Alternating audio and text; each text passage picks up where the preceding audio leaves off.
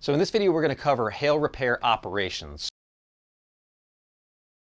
So once your vehicle is approved, the technicians are notified that they can pull it in the shop, and we're going to start disassembly, where we remove your hood, your trunk, the headliner, headlights, taillights, fender liners, and then we can start the repair process itself, where we'll use a series of different tools and glue pulling in order to straighten out your metal and massage it back to where it was before it was damaged. You can learn more about that in our videos in our learning center. So after that is done, the car will go through a quality control process where we'll look at all the funky angles to make sure that we didn't miss any dents in hard to see places. If we have, we'll address them at that time.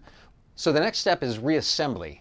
What we're going to do after we finish reassembly is we're going to go through another quality control process to make sure that everything was put back in the way it was when it was taken out of your vehicle. And then the car will have all the additional parts that need to be replaced, like damaged moldings or possibly broken glass, will be done at that time, and your vehicle will be shipped off to detail. Once the car is done with detail, then it will go through one final quality control inspection before we notify you, the customer, that your car is restored to its pre-loss condition. For more information on our processes, make sure that you check the Learning Center.